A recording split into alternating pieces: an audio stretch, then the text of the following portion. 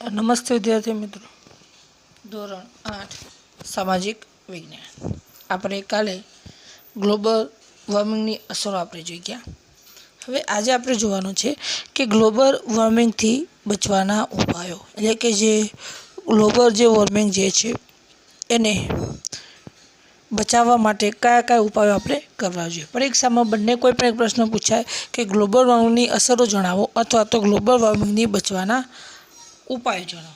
આ કોઈ પણ પરીક્ષામાં પૂછાતું હોય છે, બરાબર છે। એટલે આ પ્રશ્ન પણ આપણો મોસ્ટ આઈએમપી છે। પરીક્ષામાં પ્રશ્ન પૂછે કે ગ્લોબલ વોર્મિંગથી બચવાના ઉપાયો જણાવો, બરાબર છે। તો આના કયા કયા ઉપાયો જે છે એના વિશે આપણે જોઈએ। તો જોઈએ આપણે CO2નું ઉત્સર્જન કરવાના સ્ત્રોતોનો ઉપયોગ ઘટાડવો જોઈએ। હવે CO2 આવે એટલે ત્યારે સમજી લો કયો વાયુ આવે, કાર્બન ડાયોક્સાઇડ।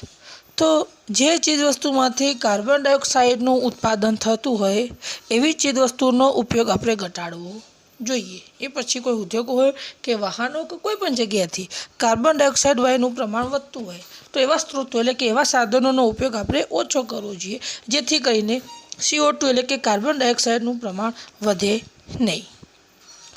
વૃક્ષારોપણ કરવું, વૃક્ષોનું જતન કરવું, જંગલોને કાપવા ન જોઈએ। તો વૃક્ષારોપણ કરવું એટલે કે આજે કોઈ ગામડામાં કે કોઈ પણ જગ્યાએ પડતર જમીન હોય કે અથવા તો ખેતીલાયક ન હોય તો ત્યાં આગળ વૃક્ષારોપણ કરવું, વૃક્ષોનું પ્રમાણ વધારવું, કારણ કે વૃક્ષો વધારવાથી પ્રદૂષણનું પ્રમાણ ઘટે છે। કારણ કે વૃક્ષો એક એવા છે કે પોતે કાર્બન ડાયોક્સાઇડ વાયુ લે છે અને આપણને ઓક્સિજન વાયુ આપે છે। જેટલા વૃક્ષો વધારે હશે એટલું કાર્બન ડાયોક્સાઇડ વાયુનું પ્રમાણ ઘટશે। એટલા માટે કહેવામાં આવ્યું છે કે વૃક્ષારોપણ કરવું, વૃક્ષોનું જતન કરવું, જંગલો કાપવા જોઈએ નહીં। આજે આપણે જોઈએ તો ઘણા બધા લોકો લાકડું મેળવવા માટે વૃક્ષોને કાપી રહ્યા છે, તો લાકડું ન કાપવું જોઈએ। આજે ભારત દેશની અંદર પણ સ્થિતિ એવી છે કે જંગલોનું પ્રમાણ ધીરે ધીરે શું થઈ રહ્યું છે, ઘટી રહ્યું છે, અને એટલા માટે વૃક્ષો ન કપાય એની કાળજી પણ રાખવી જરૂરી છે। કારણ કે એક સૂત્ર પણ આપણને ખ્યાલ છે કે વૃક્ષો વાવો ને વરસાદ લાવો, એટલા માટે વૃક્ષોનું જતન કરવું જરૂરી છે। આજે તો સરકારે પણ કાયદો બનાવી દીધો છે કે કોઈ બિનજરૂરી વૃક્ષ કાપવું એ ગુનાને પાત્ર છે। હા, કોઈ નડતરરૂપ વૃક્ષ હોય તો તમે એને કાપી શકો છો, બાકી તમે વૃક્ષને કાપી શકતા નથી। સરકાર આજે જુલાઈ મહિનાની અંદર વન મહોત્સવનું આયોજન કરે છે કે એનો ઉદ્દેશ એ જ હોય છે કે પડતર જમીનમાં વધુમાં વધુ વૃક્ષો વાવવા। વનીકરણથી કાર્બન ઓછું થાય છે। વનીકરણ એટલે કે જંગલોનું પ્રમાણ વધારવું, વૃક્ષો વાવવા, એને શું કહેવાય, વનીકરણ। તો આપણે જેટલા વૃક્ષો વધુ વાવીશું, જેટલા જંગલો આપણે વધારીશું, એના કારણે કાર્બન ઓછું થાય, એટલે કે કાર્બન ડાયોક્સાઇડ વાયુનું પ્રમાણ ઓછું થાય। એક ખાલી આંકડાકીય માહિતી આપું કે જે ભારત દેશ જે છે, ભારત દેશ પ્રમાણે ભારત દેશમાં 33% જંગલો હોવા જોઈએ, એની જગ્યાએ આજે 23% જ છે, એટલે કે ભારતમાં 10% જંગલો હજુ પણ ઓછા છે। તો વનીકરણથી કાર્બન ઓછું થાય, એટલે કે જેટલું જંગલોનું પ્રમાણ વધારીશું, વનીકરણ એટલે કે જંગલોનું પ્રમાણ વધારવું, જેટલો જંગલો વધારે હશે, જેટલી વનસ્પતિ વધારે હશે એટલું કાર્બન ઓછું વપરાશે, એટલે કે કાર્બન એટલો ઓછો થશે। પોલિથીન બેગનો ઉપયોગ ટાળવો, પોલિથીન એટલે કે પ્લાસ્ટિક, અત્યારે આપણને ખ્યાલ છે કે સરકારે પ્લાસ્ટિક ઉપર સંપૂર્ણ પ્રતિબંધ મૂકી દીધેલો છે, બરાબર છે। એનું કારણ છે કે પ્લાસ્ટિક એવું છે કે જમીનની અંદર ઓગળતું નથી અને એના કારણે જમીનને નુકસાન પહોંચાડે છે, જમીનની ફળદ્રુપતા ઘટી જાય છે। પ્લાસ્ટિકને બાળવામાં આવે તો પણ એના કારણે એનો જે ધુમાડો જે છે એના કારણે પ્રદૂષણ ફેલાય છે, એટલા માટે આ પોલિથીન બેગ જે છે એનો ઉપયોગ ટાળવો જોઈએ। અત્યારે તમે મોટાભાગે આપણે કપડાની દુકાનમાં જઈએ તો હવે આપણને કાગળની અથવા કાપડની બેગ આપણને આપવામાં આવી રહી છે, કારણ કે સરકાર પણ પ્રયત્નોમાં છે, કારણ કે પોલિથીન બેગનો ઉપયોગ બને તેમ ઓછો થાય। આગળ જોઈએ આપણે ખાતર અને જંતુનાશક દવાઓનો વિવેકપૂર્ણ ઉપયોગ કરવો। તો આજે ખેડૂત જે છે એ ખેડૂત પાકનું વધુ ઉત્પાદન પ્રાપ્ત થાય એટલા માટે ખેતરમાં ખાતર અને જંતુનાશક દવાનો છંટકાવ કરતો હોય છે, પણ એનો વિવેકપૂર્ણ ઉપયોગ કરવો જોઈએ। જેટલું જરૂરિયાત છે એટલું જ ખાતરનો ઉપયોગ કરવો, જેટલી જરૂરિયાત છે એટલી જ જંતુનાશક દવાનો છંટકાવ કરવો, એનાથી વધુ પડતો ખાતર કે જંતુનાશક દવાનો ઉપયોગ કરવો જોઈએ નહીં, કારણ કે એના કારણે પણ પ્રદૂષણ ફેલાય છે, આપણે જમીનને પણ નુકસાન થાય છે। સમુદ્રમાં લોહ કણોનો છંટકાવ કરવો, જેથી પ્લેન્કટ નામના तरल जीवों विकास थाय अने ते प्रकाश संश्लेषणनी क्रिया माटे कार्बन डाइऑक्साइडनो उपयोग करता होवाथी ग्लोबल वॉर्मिंग थी बची शकाय। तमे जुओ समुद्रनी अंदर लोह कणों छंटकाव करो, समुद्रमा लोह कणों छंटकाव करो। केम? कारण के जेनाथी प्लेंकट नामना तरल जीवो आ एक दरियाई सजीव सृष्टि है जे समुद्र में रहे छे। प्लेंकट नामना तरल जीव नाना जीवड़ा आवे अने एमनो विकास थाय। कारण के आ प्लेंकट नामना जे तरल जीवो जे छे ने ए खोराक माटे जे प्रकाश संश्लेषणनी क्रिया करे छे ए प्रकाश संश्लेषणनी क्रियामां पोते कार्बन डाइऑक्साइड वायु ले छे। जो आवा तरल जीव वधुमां वधु हशे तो आ लोको प्रकाश संश्लेषणनी क्रियामां वधुमां वधु कार्बन डाइऑक्साइड लेशे, जेना कारणे आपणा वातावरणमां कार्बन डाइऑक्साइड वायुनुं प्रमाण शुं थशे? घटशे। तो ध्यान आपजो, समुद्रमा लोह कणों छंटकाव करवो जेथी प्लेंकट नामना तरल जीवों विकास थाय अने ते प्रकाश संश्लेषणनी क्रिया माटे कार्बन डाइऑक्साइडनो उपयोग करता होवाथी ग्लोबल वॉर्मिंग थी बची शकाय छे। एटले के लोह कणों जेटला वधु नाखीने आपणे समुद्रमा एटला प्लेंकट तरल जीवोनी संख्या वधे। जेटली संख्या वधशे कारण के आ जे प्लेंकट तरल जीवो जे छे ए प्रकाश संश्लेषणनी क्रिया करे त्यारे कार्बन डाइऑक्साइड वायु ले छे। એટલે આવા તરલ જીવો જેટલા વધારે એટલો કાર્બન ડાયોક્સાઇડ વાયુ વધારે આ તરલ જીવો લેશે, એના કારણે વાતાવરણમાં કાર્બન ડાયોક્સાઇડ વાયુનું પ્રમાણ ઘટાડી શકાય। તો સરકાર અત્યારે આ કામ કરી જ રહી છે। સરકાર આજે સમુદ્રની અંદર લોહ કણો વધુમાં વધુ નાખી રહી છે જેથી કરીને પ્લેંકટ નામના સજીવોનો વધુમાં વધુ વિકાસ થાય, જેથી કરીને કાર્બન ડાયોક્સાઇડ વાયુનું જે છે એ પ્રમાણ આપણે ઘટાડી શકીએ। સજીવ ખેતી અપનાવી। सजीव खेती क्यों है खबर है? सजीव खेती नी अंदर खातर के जंतुनाशक दवानो उपयोग न थाय। एमां साणियुं खातर, जंतुनाशक दवानी जग्याए सासनो उपयोग थाय, લીમડાનું દાવણ, आवा प्रकारनी चीजवस्तुनो उपयोग थाय जेमां रासायणिक खातर नथी होतुं, साणियुं खातर होय, લીમડાનું दावण होय, सास नाखवामां आवे। आवा प्रकार द्वारा जे खेती थईने सजीव खेती कहेवामां आवे। तो सजीव खेती अपनावी जेथी करीने जुदा जुदा रसायणोनो उपयोग करवामां आवे नहीं। एमां फक्त साणियुं खातर ज नाखवामां आवे, त्यार पछी લીમડું હોય, લીમડાના પાનનું દ્રાવણ એનો છંટકાવ કરવામાં આવે। આ રીતે થતી ખેતીને આપણે કઈ ખેતી કહીએ છીએ? સજીવ ખેતી।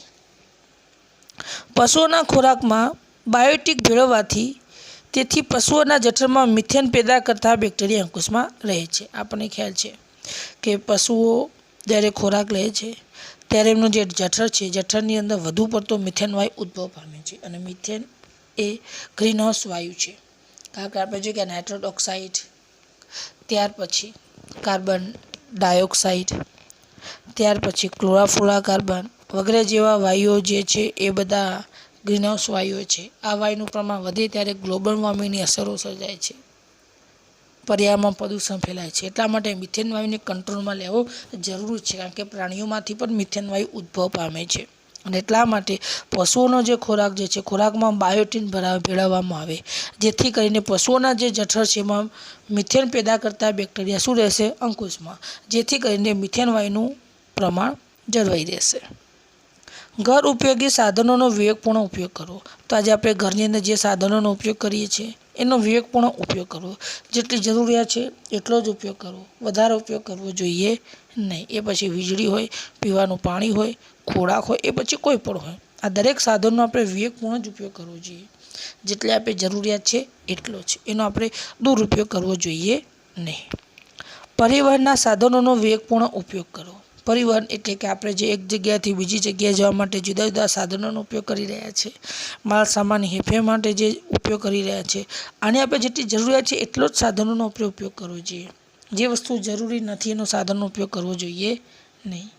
જ્યાં સુધી સાયકલનો ઉપયોગ થતો હોય ત્યાં સુધી બાઇકનો ઉપયોગ ન કરવો જોઈએ, સ્કૂટરનો ઉપયોગ ન કરવો જોઈએ। આ બધું ધ્યાન રાખવું જરૂરી છે, કારણ કે જેટલા આપણે સાધનો વધારે ઉપયોગ કરીશું એટલું વાતાવરણમાં પ્રદૂષણનું પ્રમાણ વધશે, વાતાવરણ પ્રદૂષિત થશે, જેની અસર આપણને થવાની છે।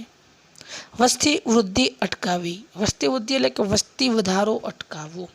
જેટલી વસ્તી વધશે એટલા સાધનોનો ઉપયોગ વધુ થશે, એટલા ઉદ્યોગોનું પ્રમાણ વધશે અને એના જ કારણે પ્રદૂષણ ફેલાવાની સંભાવના વધારે જોવા મળે છે।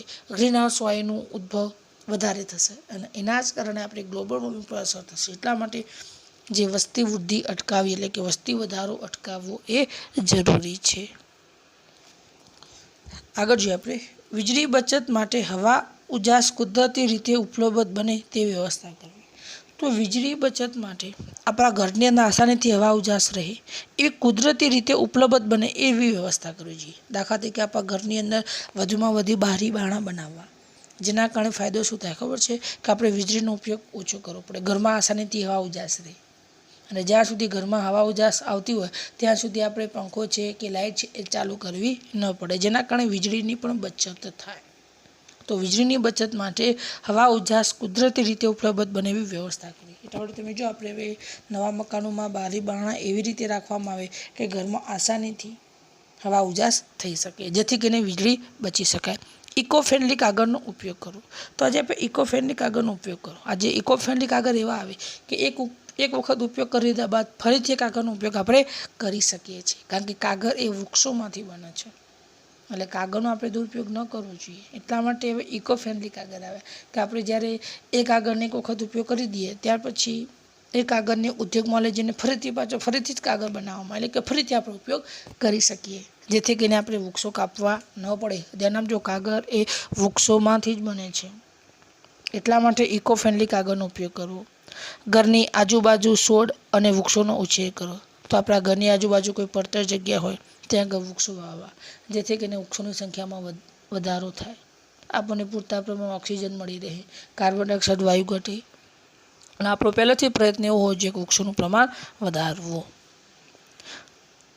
કુદરતી સંપત્તિનો વિવેકપૂર્ણ ઉપયોગ કરવો. તો આપણને કુદરત દ્વારા જે સંપત્તિ પ્રાપ્ત થઈ છે, દાખલા તરીકે પાણી છે, ખનિજ જે છે, કોઈ પણ પ્રકારની કુદરતી દ્વારા જે ચીજવસ્તુ આપણને પ્રાપ્ત થઈ છે એનો વિવેકપૂર્ણ જ ઉપયોગ કરવો જોઈએ. ભલે એ ઘણી ચીજવસ્તુ આપણે મફતમાં મળે, દાખલા તરીકે પાણી આપણને ફ્રીમાં મળે છે, તો એનો મિનિંગ એવો નથી કે આપણે એનો દુરુપયોગ કરીએ. આપણે જેટલી જરૂરિયાત હોય એટલો ઉપયોગ કરો તમે. તો કુદરતી સંપત્તિનો જેટલી જરૂરિયાત છે એ પ્રમાણે જ એનો ઉપયોગ કરવો જરૂરી છે. પેટ્રોલિયમ પેદાશોનો વિવેકપૂર્ણ ઉપયોગ કરવો. હવે આપણે પ્રશ્ન થાય, પેટ્રોલિયમ પેદાશો એટલે કે પેટ્રોલ, ડીઝલ, કેરોસીન, ઓઇલ, આ બધું પેટ્રોલિયમ પેદાશો કહેવાય. આને જેટલી જરૂરિયાત છે એટલો જ ઉપયોગ કરવો જોઈએ, કારણ કે પેટ્રોલિયમ પેદાશો એવી છે કે ભવિષ્યમાં ખૂટી જાય એવી સંભાવના છે. ફરીથી જમીનના પેટ્રોલમાં ખનિજો નથી બનતા, બરાબર છે. ફરીથી હવે વૈજ્ઞાનિકો ત્યાં સુધી કહે છે કે ભવિષ્યમાં પેટ્રોલ ડીઝલ આપણને નહીં પ્રાપ્ત થાય, તો અત્યારથી જ આપણે એને બચાવવું પડશે, જેથી કરીને ભવિષ્યની પેઢી પેટ્રોલ ડીઝલનો ઉપયોગ કરી શકે. એટલે કે પેટ્રોલિયમ પેદાશો જે છે, પેટ્રોલ, ડીઝલ, કેરોસીન, ઓઇલ, એનો આપણે વિવેકપૂર્ણ ઉપયોગ કરવો જોઈએ. જેટલું જરૂરી છે એટલો ઉપયોગ કરીને કંઈ વાંધો નથી, પણ એનો દુરુપયોગ ન થવો જોઈએ. આ બાબતનો આપણે ખાસ ધ્યાનમાં રાખવું જોઈએ. તો પેટ્રોલિયમ પેદાશોનો વિવેકપૂર્ણ ઉપયોગ કરવો. પાણીનો કરકસરભરો ઉપયોગ કરવો. તમે જુઓ, મીઠું પાણી આજે પૃથ્વી પર 2% જેટલું જ છે. જો મીઠું પાણીનો વધુ પડતો દુરુપયોગ કરીશું, જરૂરિયાત કરતાં વધારે ઉપયોગ કરીશું, તો મીઠા પાણીના સ્ત્રોતો પણ ઘટી જશે, તો આપણને પીવાના પાણીની પણ તકલીફ પડશે. વરસાદી પાણીનો સંગ્રહ કરવો. તમે જુઓ, મીઠું પાણી બહુ ઓછું છે, વરસાદનું પાણી મીઠું હોય એટલા માટે એનો સંગ્રહ કરવો જોઈએ. હવે તો સરકાર દ્વારા જે ગામડામાં જે સરકારી જે સ્કૂલો છે ત્યાં આવા પ્લાન્ટ નાખી દીધા કે વરસાદી જે પાણી છે ડાયરેક્ટ જમીનની અંદર એનો સંગ્રહ કરવામાં આવશે, જેથી કરીને એને જોઈને બીજા ગામના લોકો પણ શીખે, શહેરના લોકો પણ વરસાદના પાણીનો સંગ્રહ કરતા શીખે. જે જગ્યાએ વરસાદ ઓછો પડે છે ત્યાં એવું જ કરવામાં આવે. જ્યાં વરસાદ ઓછો પડે ત્યાં આ વરસાદના પાણીનો સંગ્રહ કરવામાં આવી રહ્યો છે, જેથી કરીને પીવાનું મીઠું પાણી મળી રહે. ભવિષ્યમાં પાણી ન મળે તો એ વરસાદના પાણીનો સંગ્રહ કરેલું પાણી જે છે એનો આપણે ઉપયોગ કરી શકીએ. એટલા માટે વરસાદી પાણીનો પણ સંગ્રહ કરવો જરૂરી છે. સીએનજીનો વપરાશ વધારવો. અત્યારે આપણે ગાડીની અંદર પેટ્રોલ, ડીઝલ, કેરોસીનનો ઉપયોગ કરી રહ્યા છીએ, જેના કારણે પ્રદૂષણ વધારે ફેલાય છે. એટલા માટે સીએનજીનો ઉપયોગ કરવો. અત્યારે તમે જુઓ, ઘણી બધી ગાડીઓમાં સીએનજી ગાડી હોય છે, જેનાથી ફાયદો એ થાય કે સીએનજી આપણને કિંમતમાં સસ્તું પણ પડે છે, પ્લસ સીએનજીના કારણે જ, ધ્યાન આપજો, સીએનજીના કારણે કોઈ પ્રદૂષણ નથી ફેલાવતું. એટલા કારણે સરકાર પણ પ્રયત્નશીલ છે કે લોકો સીએનજીનો ઉપયોગ વધુમાં વધુ કરે. જેટલો સીએનજીનો ઉપયોગ આપણે વધુ કરીશું એટલો ફાયદો આપણને થશે, અને જેના કારણે જે પ્રદૂષણ જે છે પ્રદૂષણ આપણે ઘટાડી શકીશું. તો આ હતા ગ્લોબલ વોર્મિંગથી બચવાના ઉપાયો. જો આપણે આવા પ્રકારના પ્રયત્ન કરીશું તો જ પ્રદૂષણ આપણે અટકાવી શકીશું, નહીં તો દિવસે દિવસે પ્રદૂષણની સંખ્યામાં વધારો થતો જશે, અને જેટલું પ્રદૂષણ વધશે એની ગંભીર પ્રકારની અસર આપણે ભોગવવી જ પડશે. તો સરકાર દ્વારા પણ આજે એવા ઘણા બધા કાર્યક્રમો કરવામાં આવી રહ્યા છે જેના કારણે આપણે વનસ્પતિનું પ્રમાણ વધારી શકાય, જંગલોનું પ્રમાણ વધારી શકાય, પ્રદૂષણની માત્રા ઘટાડી શકાય, ઉદ્યોગોની અંદર જે ગ્રીન હાઉસ વાયુ છોડવામાં આવે એનું પ્રમાણ ઘટાડી શકાય. સરકાર પ્રયત્નશીલ છે જ, પણ સાથે સાથે લોકોને પણ જાગૃતતા આવવી જરૂરી છે. લોકોને જાગૃતતા આવશે ત્યારે આ બધી વસ્તુ શક્ય બનશે. હવે આ પ્રકારનો લાસ્ટ મુદ્દા તરફ આગળ વધીએ તો પર્યાવરણને બચાવવા વૈશ્વિક નીતિ. તો આજે વિશ્વનું જે પર્યાવરણ જે છે એને પ્રદૂષણથી અટકાવવા માટે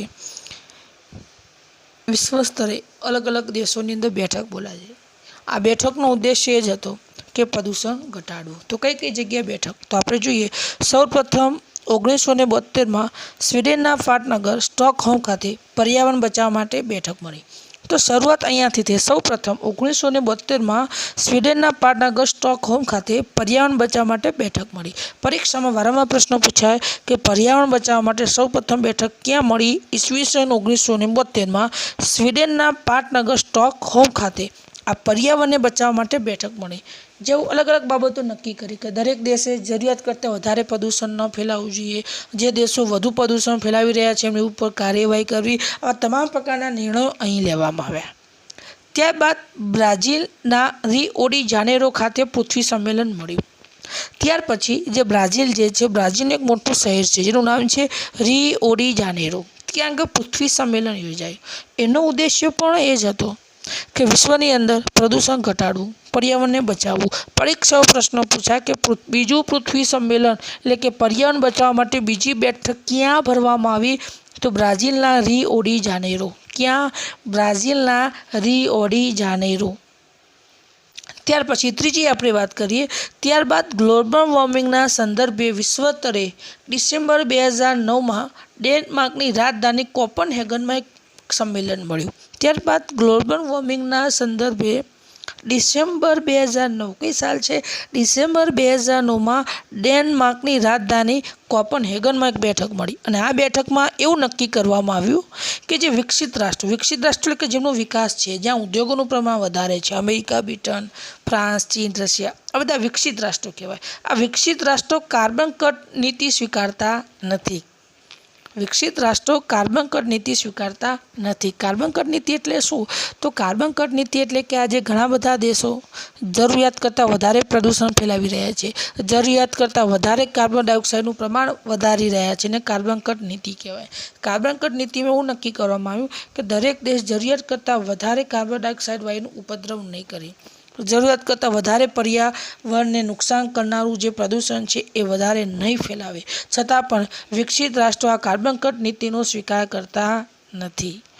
અને એના જ કારણે જે વિકાસશીલ રાષ્ટ્રો એટલે કે જેનો વિકાસ થઈ રહ્યો છે, ભારત, શ્રીલંકા જેવા દેશો વિકાસશીલ રાષ્ટ્ર કહેવાય. આવા વિકાસશીલ રાષ્ટ્રો ગ્રીન હાઉસ અસર કરતા વાયુનું ઉત્સર્જન ઘટાડવા દબાણ કરી રહ્યા છે. તો બીજી બાજુમાં જે વિકાસશીલ દેશો જે છે, ભારત, શ્રીલંકા જેવા દેશો, એ દેશો વિકસિત રાષ્ટ્રો ઉપર દબાણ કરી રહ્યા છે કે જે ગ્રીન હાઉસ વાયુ જે છે એનું ઉત્પાદન ઘટાડવા માટે દબાણ કરી રહ્યા છે. આજે વિશ્વમાં સૌથી વધુ ગ્રીન હાઉસ વાયુનું ઉત્પાદન કોઈ વધારતું હોય, ગ્રીન હાઉસ વાયુ કયા કયા છે આપણને ખ્યાલ છે? કાર્બન ડાયોક્સાઇડ છે, મિથેન છે, નાઇટ્રસ ઓક્સાઇડ છે, ત્યાર પછી ક્લોરોફ્લોરોકાર્બન છે. આ બધા ગ્રીન હાઉસ વાયુ છે. આનું સૌથી વધુ કોઈ ઉત્પાદન કરતું હોય તો વિકસિત રાષ્ટ્રો, અમેરિકા, બ્રિટન, ફ્રાન્સ, ચીન, રશિયા જેવા, કારણ કે ત્યાં ઉદ્યોગોનું પ્રમાણ વધારે છે. જ્યારે ભારત જેવા જે વિકાસશીલ દેશો જે છે એના ઉપર દબાણ કરી રહ્યા છે કે તમારે આવા ગ્રીન હાઉસને અસર કરતા વાયુનું ઉત્પાદન વધારવું જોઈએ નહીં. અને એટલા માટે વિકાસશીલ દેશોનો વિકાસ માટે $100 અબજ સહાય આપી એવું નક્કી પણ કરવામાં આવ્યું. ત્યાં એવું પણ નક્કી કરવામાં આવ્યું કે જે વિકાસશીલ દેશો એવા છે કે જ્યાં ઉદ્યોગો નથી, તો આવા દેશોને $100 અબજ સહાય આપવી. કેટલી? $100 અબજ શું કરવી? સહાય આપવી, કે જેથી કરીને દેશો પણ પોતાનો વિકાસ સાધી શકાય. આજે આપણે જોઈએ તો જુદા જુદા દેશો કેટલો કાર્બન છોડે છે, બરાબર છે? તો જોઈએ આપણે તો આજે વિશ્વમાં સરેરાશ નાગરિક 4.5 મેટ્રિક ટન કાર્બન છોડે છે. પરીક્ષામાં પૂછાશે. વિશ્વનો સરેરાશ નાગરિક 4.5 મેટ્રિક ટન કાર્બન છોડે છે. વિશ્વની અંદર દરેક વ્યક્તિ 4.5 મેટ્રિક ટન કાર્બન વાયુ છોડે છે. આ એવરેજમાં માપવામાં આવે. ભારતની આપણે વાત કરીએ તો ભારતનો નાગરિક વાર્ષિક 1.2 મેટ્રિક ટન કાર્બન છોડે. 1.2 એટલે કંઈ જ ના કહેવાય, એટલે કે આપણે વધારે પ્રદૂષણ છોડતા નથી. તો ભારતનો નાગરિક વાર્ષિક 1.2 મેટ્રિક ટન કાર્બન છોડે છે, જ્યારે અમેરિકાનો નાગરિક 20.6 મેટ્રિક ટન કાર્બન છોડે છે. તો આપણે જોઈ શકીએ છીએ કે જે આગળ પડતા જે દેશો, જે વિકસિત દેશો જે છે વધુ કાર્બન છોડી રહ્યા છે, એના કારણે વાતાવરણમાં વધુ પ્રદૂષણ ફેલાઈ રહેલું છે. પરીક્ષામાં ખાલી જગ્યામાં પૂછાશે બધું, બરાબર છે. વિશ્વનો સરેરાશ નાગરિક કેટલા મેટ્રિક ટન કાર્બન છોડે છે? 4.5. એટલે કે દરેક વ્યક્તિ 4.5 મેટ્રિક ટન કાર્બન છોડે છે, એટલે કે આટલું પ્રદૂષણ ફેલાવે છે, 4.5 મેટ્રિક ટન જેટલો. જ્યારે ભારતના નાગરિકની આપણે વાત કરીએ તો ભારતનો પ્રત્યેક નાગરિક 1.2 મેટ્રિક ટન કાર્બન વાયુ છોડે છે વર્ષમાં, જ્યારે અમેરિકાનો 20.6 મેટ્રિક ટન કાર્બન છોડે છે. હવે તમે જુઓ કેટલું પ્રદૂષણ ત્યાં ફેલાયનું કારણ શું? ત્યાં ઉદ્યોગ ધંધા વધારે છે, સાધનો પણ વધારે છે, એના કારણે પ્રદૂષણ વધારે ફેલાય છે. એટલા માટે દરેક વ્યક્તિ 20.6 મેટ્રિક ટન જેટલો કાર્બન વાયુ છોડે છે અમેરિકાનો. તો ધ્યાન રાખજો, વિશ્વમાં દરેક નાગરિક 4.5 મેટ્રિક ટન આ એવરેજ લેવામાં આવે આખા વિશ્વના, બરાબર. દેશ વાઇઝ આપણે જોઈએ તો ભારતનો નાગરિક 1.2 મેટ્રિક ટન, જ્યારે સૌથી વધુ અમેરિકાનો 20.6 મેટ્રિક ટન કાર્બન છોડે છે. અને એટલા માટે કહી શકીએ છીએ કે વિકસિત દેશો કરતાં વિકાસશીલ દેશો ઓછો કાર્બન છોડે છે. તમે જો ભારત ફક્ત 1.2 છે, જ્યારે અમેરિકા 20.6 મેટ્રિક ટન. 1.2 ને 20.6 20 ગણું વધારે છે અમેરિકા. પરીક્ષામાં પ્રશ્નો પૂછાશે કે વિશ્વનો સરેરાશ નાગરિક કેટલા મેટ્રિક ટન કાર્બન છોડે છે? 4.5. ભારતનો નાગરિક 1.2 મેટ્રિક ટન, અને જ્યારે અમેરિકાનો 20.6 મેટ્રિક ટન કાર્બન છોડે છે અમેરિકા નાગરિક. તમે જોઈ શકો છો કે સૌથી વધુ પ્રદૂષણ કોણ ફેલાવે છે? અમેરિકાનો નાગરિક 20.6 મેટ્રિક ટન, જ્યારે ભારતમાં ફક્ત 1.2 મેટ્રિક ટન. જ્યારે એવરેજ કરીએ આખા વિશ્વનું આપણે જોઈએ, કારણ કે કોઈ દેશ ઓછા હોય તો કોઈ જગ્યાએ વધારે મેટ્રિક ટન કાર્બન છોડતા હોય, પણ એવરેજમાં આપણે જોઈએ તો વિશ્વનો પ્રત્યેક નાગરિક 4.5 મેટ્રિક ટન કાર્બન વાયુ છોડે છે.